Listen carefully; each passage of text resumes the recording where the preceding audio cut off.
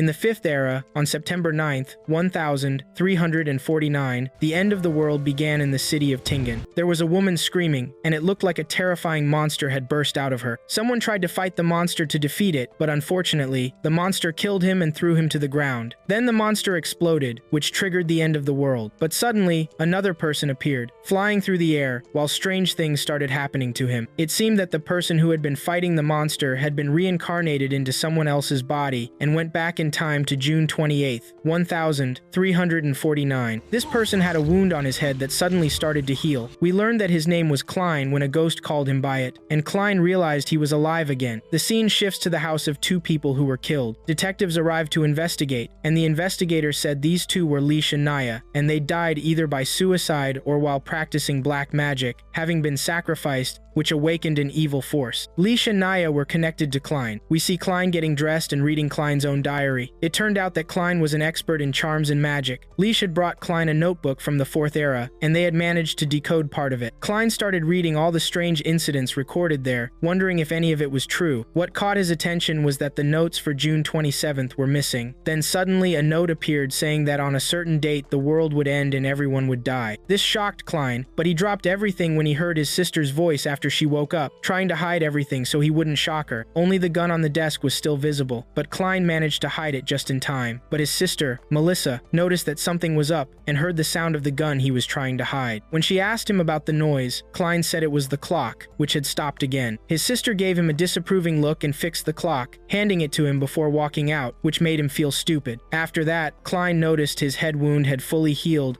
and thought maybe reincarnation had given him some healing power. He started wondering if what had happened to Klein was suicide or murder, since his recollections were still unclear, but he was sure there were a lot of weird things that had happened, and would continue to happen because of the notebook. Then he remembered he'd always been unlucky, usually a failure most of the time. That was why he'd used a charm for luck before going to sleep. But his thoughts were interrupted by his sister bringing him breakfast, telling him to rest in bed if he was feeling muddled, as she'd noticed he looked tired. She asked him to get some fresh bread, and not to leave his breakfast out too long or it would spoil quickly in the heat. She also said she'd bring him some meat today, although she'd be a little late, and that the meat was a reward for Klein, since he'd been working hard to find a job recently. Klein was touched by his sister's words and said goodbye as she left for school. Klein thought maybe his sister wouldn't find him when she got home, because he'd decided to leave the house so as not to put her in danger. He hoped things would go well, then went to get her the bread as she'd asked. The shopkeeper greeted Klein and congratulated him on graduating, saying he was a special person and would find a great job soon. Klein noticed someone watching him from outside the bakery. He took the bread, thanked the lady, and left, walking through the city's streets, taking everything in and feeling like he was in a parallel world compared to his previous life. As he walked, he heard people playing poker and was surprised they had games like the ones he used to play. He continued and started thinking about what had happened to him and where he was now. At that moment, he dropped a coin, and as he bent down to pick it up, he sensed someone approaching and instinctively readied his gun, but it turned out to be a clown inviting him to the circus. Klein declined and walked away, but noticed people following him, so he sped up to avoid them. He ducked into a tent to hide and check the situation, only to find out it was a fortune teller's tent. She invited him to sit so she could predict his future. Meanwhile, the first person who'd been watching Klein headed toward him, but then saw someone else and left quickly, moving away from Klein. During this, the fortune teller insisted Klein sit down to have his fortune told for free, since he was her first customer. Klein sat down and asked if the card reading was free too. The fortune teller seemed nervous, but said it was. Klein knew nothing was really free in this world as she shuffled the cards. She asked what he wanted to know, and he said he wanted to know about his past, present, and future. The fortune teller drew 3 cards, placing them before Klein, saying the first was for his past, the second for his present, and the third for his future, and asked which card he wanted to flip over first. The card turned out to be the Fool, which is the start of the card sequence and symbolizes a new beginning. At that moment, the real fortune teller arrived, revealing that the current one was a fake. The man who had been tailing Klein tried to enter the tent, but Klein noticed and quickly left. Afterwards, Klein went home to prepare to perform a charm, setting everything up in its proper place, standing in the center of the room and beginning the ritual. The papers started floating around him as he chanted, but when he finished, nothing happened and he was shocked. Suddenly, Klein felt a headache and heard a voice saying, "Don't look for trouble." Then strange things started happening, and it seemed the spell had worked after all. A red bubble appeared around Klein,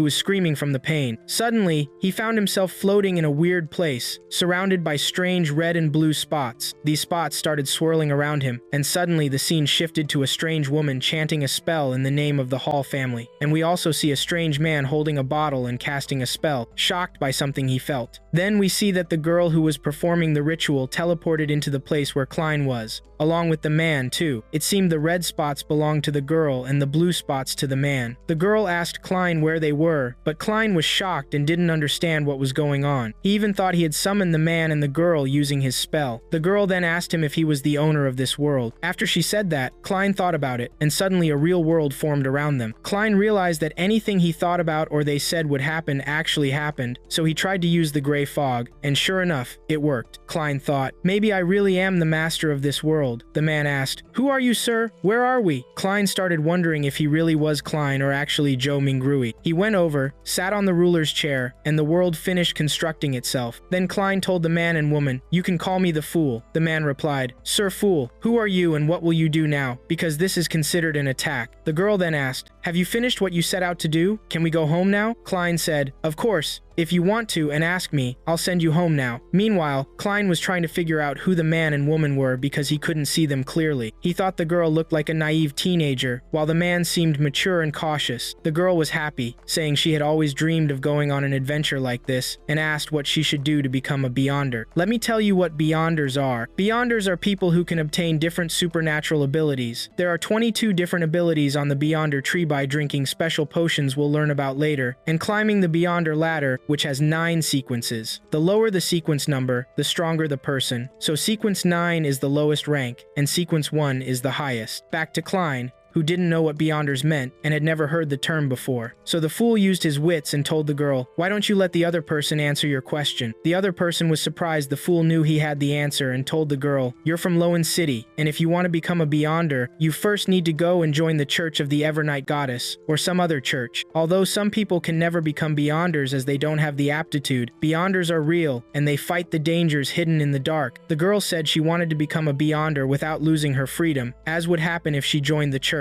He suggested she join the royal family or a noble family, but she couldn't do that either, so she asked if there was another way. The man said, "Actually, there is, and I can help you. I have 2 sequence 9 Beyonder potions. One is called Seafarer, the other Audience," and he explained what each one did. At that moment, the fool was thinking if summoning these people and using the gray fog meant he was already a Beyonder. Meanwhile, the girl told the fool that she had made a deal with the man and wanted him to witness it, but she asked him to accept other meetings, which shocked the fool because he didn't understand either. Then the man told him, "Sir, you have power beyond our imagination, and we appreciate you choosing us. So, let us handle the trivial matters that you don't have time to deal with." The fool was thinking that if he kept meeting with these people, many of his secrets would be revealed, but dealing with this mysterious world might help him get back home. So, he said he agreed to the meeting and set a fixed time, every Monday at 3 p.m. The girl was happy and suggested that she and the man also use pseudonyms because they couldn't use their real names, and she suggested, since their master used a pseudonym from tarot cards, she decided to use a name too, and her name was Justice, and the man named himself the Hanged Man. Meanwhile, there were people knocking on Klein's door in the real world, which made him lose focus, and the mysterious world started to collapse. But he took control of the situation and got things back on track. Then he said that the meeting was ending now, and each of them returned to their real world. And when Klein woke up, he knew it was the police knocking, so he hid the gun and went to open the door. He was shocked that the person knocking was a detective, and when he opened the door, he was shocked that the detective was the person who had been following him as he walked in the city. Then Klein told him, "You were the one following me." The detective smiled and said, "Let's just say I was protecting you." Then the 2 detectives entered Klein's house, and it seemed they also had powers and were considered transcendents, but we'll find that out during the viewing. The important thing is that Klein was shocked when he heard the news about Naya and Lish, and that they had committed suicide. He couldn't believe it. The detective told him that at first glance, the scene indicated suicide, and the detective asked if Klein had seen anything strange. Meanwhile, the other detective was reading Klein's journal and read a sentence that everyone would die and asked Klein, who was shocked and didn't know what to say. Then he sat on the bed and said he didn't remember anything. The detective told him, "Forget about that. There's evidence you visited Mr. McGovern's house on the 27th. Klein told him, "Maybe you won't believe me, but I don't remember anything except what's in my journal." The detective told him, "The important thing is that Mr. McGovern lost a gun, and I'm sure we'll find it here. there, so Klein showed them where the gun was and said that he woke up yesterday and found the gun next to him, and he had been unconscious and in a position indicating he was trying to commit suicide. And since these events, I've lost a lot of my memories. The detective said that what Klein was saying matched their conclusions. But even if they were sure Klein was honest, they had to use their methods to confirm, so they would send Klein to a psychic medium to search his memories and verify his story. Then the other detective said that generally, they were happy Klein was alive and well, because in incidents and crimes like these, all parties are usually dead. Then the detectives left, taking Klein with them, who was terrified and afraid they would discover he was from another world. But his thoughts were interrupted by a child running away after stealing bread from a bakery, and the baker was chasing him. Then the detective caught the boy, but the boy tried to escape and dropped a piece of wood on the horse of the detective's carriage, which made things tense around them. Klein then took the opportunity and started to run away until he reached a distant place and started walking, tired. Meanwhile, water was about to fall on him, but suddenly time stopped. Klein understood that there was a transcendent nearby and tried to escape. He thought he had escaped when he got into a carriage and asked its driver to move immediately, and when he was sure he was away from the detectives, he asked the carriage driver to stop, but he didn't stop, and it turned out the carriage driver was one of the detectives. Suddenly, Klein woke up from his sleep and thought he was dreaming, but the detective appeared before him again and introduced himself as Nighthawk Dan Smith. Klein was shocked by this person's ability to manipulate his dreams. Dan told him that they were very strong at night. Klein didn't understand why Dan spoke in the plural, and suddenly, the world around them started moving strangely. Then a girl appeared from behind Klein and choked him and asked him to relax, and that she would be gentle with him. Then Klein lost consciousness, and when he woke up, he found himself in a strange place. Then he saw his father and mother, but the girl interrupted him. Klein understood that this girl was the psychic medium and saw his memories. Then the medium appeared and took hold of Klein and asked him about the Antigonus family notebook, but he didn't remember. Then she asked him what he was doing on the day Lish and Naya were killed, so he took out his gun and committed suicide. At that point, he woke up and found the medium telling Dan that Klein was telling the truth. As for the lost memories, they disappeared like the souls of Lish and Naya, and she couldn't track them. She also said she had never seen anything like it before, and asked Dan to be careful because the matter was serious. Then Dan said that since the notebook was still missing, it meant Klein was still in danger, and they weren't his guards and couldn't protect him. Then Dan offered Klein to join them and become one of the Transcendents, which shocked Klein.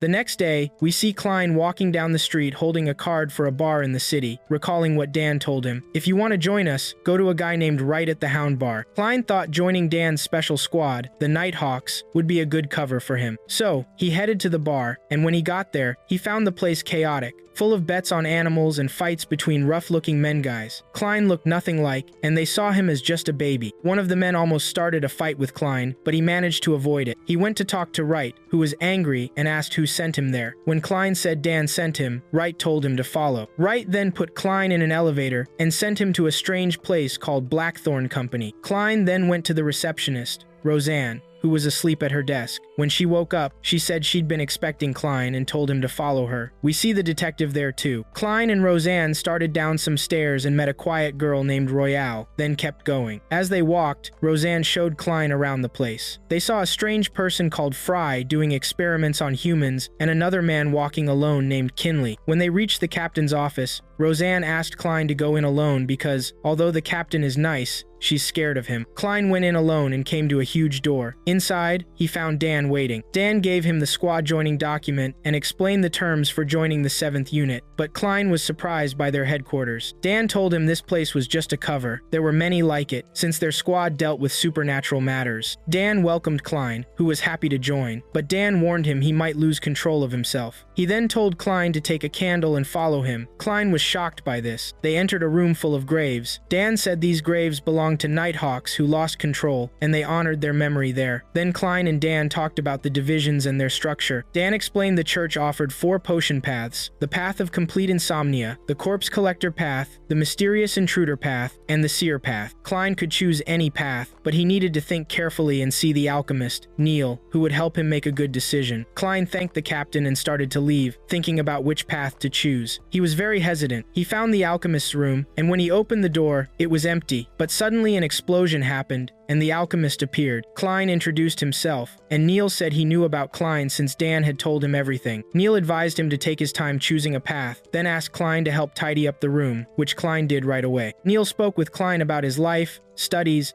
and experience, but Klein acted humbly. Neil told him to start by learning simple things and master them, then he could handle tough things and decode secrets. Neil then took out a notebook belonging to Emperor Roselle, which shocked Klein because most of these journals had disappeared. Neil said that, for 150 years, no one had been able to crack these journals, and legend said whoever could would gain supernatural power. Neil said he'd managed to crack some codes and showed them to Klein, but Klein was shocked to discover they were written in Chinese's mother tongue in his previous life so he could read them easily. He started thinking about the king's life, reading all the secrets, and reacting in his mind, learning a lot from the information. Neil didn't understand why Klein seemed distracted. When Klein tried to say he could crack some of the code, Neil burst out laughing and said Klein had the energy of youth and thought he could do anything, but things were much harder than they seemed. Of course, Klein didn't tell Neil he understood the writing because he was from another world. Klein then decided to take the Seer path, like his ancestors in the king's journals. Neil was surprised by this choice and told Klein that once he drank the potion and took this path, there was no turning back. Klein said he was confident in his decision. Neil replied, "Since you've chosen your path, let's start the ritual right now," brought out his tools, and started making the potion. Its ingredients were really strange, and when he finished, it even caused a funny explosion. Neil was shocked by its look and smell, and even doubted if it was drinkable. Neil started joking with Klein, making him a bit embarrassed. But then, Neil told Klein to drink it without hesitation, or it would turn out badly for him. Klein looked at the potion, made his decision, drank it quickly, and felt it start working in his veins. He felt strange sensations. Neil told him that the potion was kicking in, and he should imagine something that exists in this world. Klein succeeded in this. Then Neil asked him to imagine something that didn't exist in this world. As Klein tried this, strange things happened: explosions, the weather changing. Neil kept telling him to hold it together and control himself. Klein kept imagining a rocket from his former life, which was the cause of all this. Neil tried to help as much as possible, and eventually Klein imagined the rocket, standing on it while it flew. Then Klein got lost in thought, finally imagining a spacesuit, causing the whole area around them to collapse. Neil tried to calm things down, and at the end, Klein managed to succeed in the test. This eye color changed, and he became a real seer. Neil congratulated him on his success and said he was a promising young man. Klein could now see Neil's spirit. Neil told him he could now see people's spirits and know everything about them, like their health status, for example. But Klein was shocked when he saw two huge eyes above Neil. Neil told him not to worry, maybe it was just a weather effect, but Klein saw someone fading away in the background. After all that happened, Klein felt exhausted, and Neil advised him not to overuse his power because it would exhaust his spirit and could lead him to hallucinate. He told Klein that Leonard, in the beginning, used his power too much and collapsed on the stairs, so Klein should be careful. Neil showed Klein how to turn his power on and off, telling him to tap twice between his eyebrows. When Klein did this, it worked. His power stopped and his eyes went back to normal. Neil gave Klein some more advice on using his powers differently and told him that was enough for today. But before Klein left, he needed to collect his issued equipment, a handgun and special bullets for killing demons. Neil told him to ask Dan about compensation. Klein was happy about all this. Klein then went to Dan, who gave him advice and told him that with power and distinction comes risk, so he needs to manage things well and not get involved in matters that don't concern him. Dan told him his salary was £3 a week and gave him a whole month's pay in advance, £12. Klein was so happy, telling himself he'd finally overcome poverty. After that, we see Klein bought a staff and new clothes and started wandering around the city. While he was walking, a carriage suddenly stopped beside him, and the person inside ordered him to get in. It turned out the person in the carriage was Leonard. He gave Klein a picture of a boy named Elliot, son of a famous merchant. This boy was kidnapped this morning, and they had to investigate the matter. This made Klein wonder and say that they were only responsible for the Beyonders. He told him they were now undercover at the security company, and the child's father was a regular client of this company. Leonard told him not to worry, it would be easy for a diviner. Then he gave Klein the child's clothes to track him, and indeed, Klein began using his power, and Leonard was impressed that Klein had bought the divining staffs. When Klein's power activated, the moon turned red, and Klein's power began to spread through the divining staffs. Klein could see everything the child had done, but the strange thing was that the eyes Klein had seen before were visible, following Klein every step the child took. Then he started directing the carriage left and right to the child's location until they reached a strange house on Forston Street. When they entered the house, It looked abandoned. Then they went upstairs, and the staffs guided them exactly to the child's location. Then Klein used his eye power and saw the kidnappers and the child. Leonard praised him then, saying, "Well done, this will be over now." But Klein looked tired again and wondered to himself if he was overusing his power. Then Leonard went into the room and broke in with his power. The two kidnappers tried to kill Leonard, but he dodged the bullet and took down the first kidnapper in a flash. Then he started beating the second kidnapper until he also took him down. Meanwhile, a strange feather appeared, and Klein and Leonard felt a dark power. Because of this, Klein stepped back. Indeed, the two kidnappers turned into a strange monster, but Leonard was excited, and the battle began. Leonard wasn't attacking, and the monster couldn't touch Leonard until the monster decided to escape, but Klein noticed him and started following cautiously so they wouldn't be ambushed, until the monster appeared next to Klein, who fired his gun while trembling. Then the monster flew into the sky,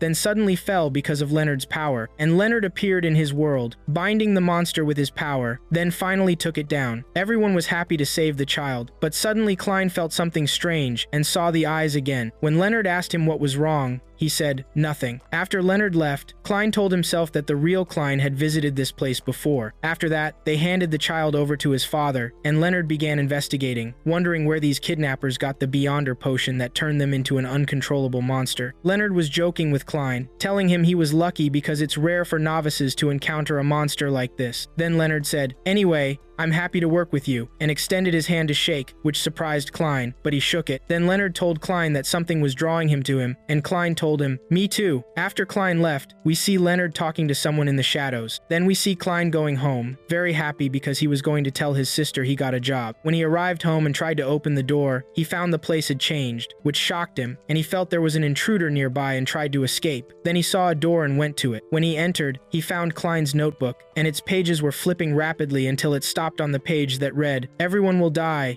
including me." And suddenly, the fool's paper appeared and changed the entire place. Then Klein woke up startled. He thought to himself and said he felt that the house opposite the kidnapping site contained evidence related to the Antigonus family's diary. After that, we see someone wandering around the city until he reached the intended address. When he arrived at the house, the door opened by itself, and it turned out to be Klein's house. And it seemed this person was Klein's brother, named Benson. He couldn't believe they would live in a house like this, which made him emotional and cry. Then they sat at the dining table, and Klein was the one preparing the food this time. Klein's sister and brother were surprised by the delicious smell of the food, so much so that his sister asked him if it was truly the first time Klein had cooked. When Klein's sister tasted the food, she was amazed by it. Then Benson gave Klein a gift, which was a luxurious suit, making Klein say that this gift was expensive. His sister told him that Benson had been saving money for it for a while. When Klein put on the suit, they were impressed by it because it fit him well. Klein was happy and thanked his sister and brother. Then he remembered his parents for a moment, and his brother told him that they were family and there was no need to thank them, and they were all happy.